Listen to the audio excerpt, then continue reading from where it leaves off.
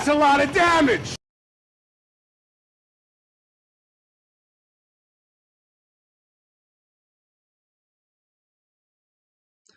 Antonio Tulian Meldanin, and thank you once again for joining me. My name is Aramil, and today we will be taking a look at a show of Scrutiny, episode 2 of the campaign 2 for Critical Role. Let's see, without any further ado, let's get started. They make an interesting point here, right, at the beginning while they're still doing the introduction, talking about the sponsors and whatnot.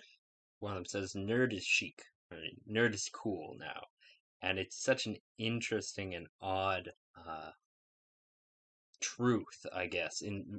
It's not quite mainstream. Critical Role isn't quite mainstream, but it's very popular. So this is, partially just, the internet allowing all of us nerds to connect to one another, and we find out there's a lot more of us than we thought. It's just fun how cultural things change over decades. All right. I really want a leather jacket like Matt Mercer has in the intros, and I'm pretty sure my dad actually has a pair of glasses like that. Just pretty quickly. Here, the story that Matt Mercer has concocted and is currently telling has directly put the player characters in the firing line of the law officials. Man, I have never had to actually railroad my characters into conflict with the law. That just seems to happen. Alright. One thing that I notice is when the DM, Matt Mercer, introduced a new NPC, Norda. Let's see, we are at almost 30 minutes in, 29, 30-ish. At least two of the players quickly made a note. And I think that is something that is generally not emphasized enough. The value of a good note-taking player is extremely important. Because the DM, I have notes for the session, but I have the omniscient notes. I've got the things that the players know and don't know. So sometimes it's hard to remember which is which. So I'm really grateful in my Sunday and Monday campaigns that I have a player who will actually take notes. Shout out to Claren, who also is actually the one who told me that I really needed to watch Critical Role anyways. So, even better. Alright, continue. I think one thing that is perhaps the most interesting and or maybe not fake, but put on is that all the players are very I hate to say the word invested because that makes it sound like most players aren't invested, but they're very focused on the story and in moving the story along, which maybe that says more about the kinds of players that I have around my table. But there's a general acceptance of, okay, this person isn't in the spotlight, and I'll just, calmly wait my turn. And part of that is probably, an experienced DM, experienced players. I think they're all, maybe not old, they're not old, but they're older. Probably not college student. I don't know how old any of them are, but I would guess maybe 30 or mid 30s. I'm not sure. I'm actually quite bad at guessing ages, but they're definitely not, a bunch of kids talking over each other. So that's nice. It makes for a far more cohesive story, and it's pretty. It's interesting. I gotta say that watching, what's his name? Anyways, one player try and make a bluff, and then another player kind of like taking that bluff and trying to springboard off of it to make it, you know, and just kind of twisting it in a way that doesn't quite work out, but managing to salvage it at the last second. There's a lot of entertainment value in that, and as a DM, I have watched my players bullshit their way through social situations, and it never stops being funny. Uh, that's some good stuff. It thinking about Caleb also, um, a stinky wizard seems wrong to me. Just on prestidigitation is a very basic spell, and now I'm clean. I smell of lavender. I don't know. Interesting character choice, though. That's for sure. Actually, and that's interesting too. Thinking about how mature players and whatnot. Let's see, we're at 54, so nearing the end of a Caleb and Not private conversation. Uh, the idea of player knowledge and character knowledge can be difficult for some, especially newer players and younger players, to grasp and work with. And I think I've seen it a little bit in here, but mainly accidental. So it's just fun to watch people pretend that they don't know something, or uh, in this case, you've got that very clear distinction of the players are listening to Caleb and Not talk, or their players talk, but their characters have no idea, and it's a pretty interesting and important piece of role playing. Usually, the way I tend to handle these kinds of things, um, usually it would be a private message. I'd use my phone, Discord, or the like, to have like to send a message to a player. I don't often have uh, like two players off on one side, chittering away. But it's interesting. It's fun. Good roleplay.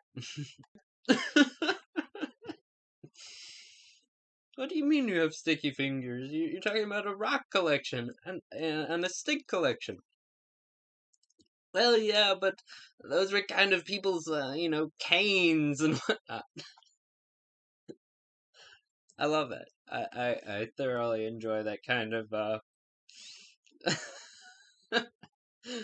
misdirection. I like that's some funny stuff. It's at just past the first hour mark. I gotta say, this whole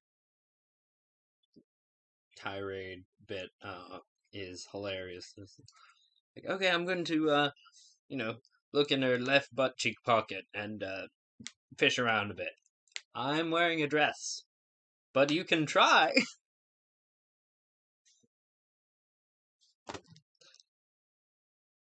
I would thoroughly enjoy being Matt Mercer in this moment. This is, even if you don't enjoy Critical Role, if you don't enjoy watching people play D&D like I generally do, I would definitely suggest watching this chunk here, both for the pure joy of watching people roleplay, the hilariousness of their nonsense. Just there's some energy here that I am thoroughly enjoying. So here we are at 116, and something that popped up to me is as Caleb is describing the spell that he's casting. Um, it's much better than just saying, "Oh, I cast dancing lights and make my friend glow." But also just if your players, especially when they're putting on a performance, ham it up a little bit, act a little bit. And most villagers probably haven't seen magic, not up close, not in any meaningful way. Even in Eberron, which is probably the highest magic setting that I know of, people might see like quiet magic, maybe mendings, maybe Everbright lanterns, but magic tricks are still impressive. So don't be afraid to ham it up a bit for a performance. And when your players are performing by using magic, make sure to have them describe it. Make it a show. Yeah, cool thought. All right, and we just hit the break at 2 hours in. And there's a couple things. I do find it interesting that he's playing a bit of mystery game. It makes sense.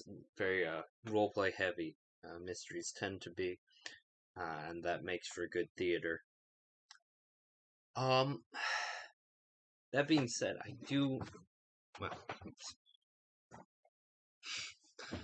uh, it is interesting watching them kind of formulate a few early hypotheses and just watching Matt's face, just kind of trying to remain impassive. Um, I am interested to see where we go from here. I kind of understand people who are hesitant to watch these videos because they are pretty long.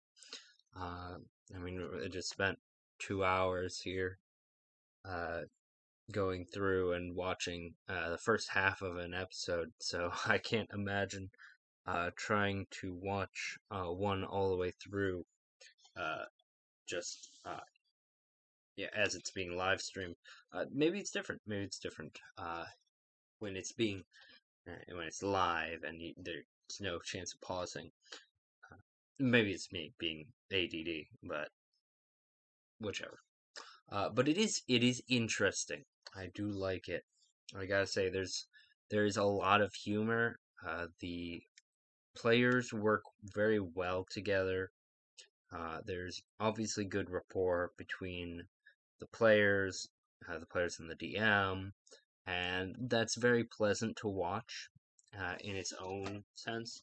Uh, you can tell basically that the this is an ongoing group. Um, Makes sense. Yeah, I mean, it came out and said like, okay, this is our second campaign. But I don't know how long they've been playing together. That would actually be an interesting tidbit if you happen to know. Put it down in the comment section. Beyond that, let's see here. Okay, so now I'm clicking off screen, move my mouse out of the way. Very professional. But let me know. Do things pick up a bit further on? Is this pretty constant, like this gentle simmering of energy? There's not a lot of just pause and quiet contemplation that the DM has to prod them. That's one thing that I've noticed is that they're pretty good at continuing, kind of moving ostensibly forward. We haven't quite figured that out yet. I I like to have a DMPC. a character that is run by the DM, kind of attached to the party that can kind of filter in and out as needed, kind of a support role usually.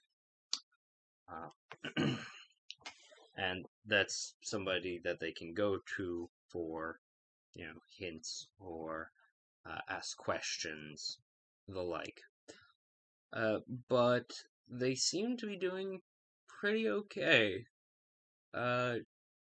just by themselves. So, hey, I look forward to seeing what they have in store. So, if you'd like to see what I have in store, please leave a like, leave a comment, subscribe, all the important, YouTube things. And Hantanyo Tulien Meldenin, or thank you once again for joining me. I've been Aramel, and until next time, farewell.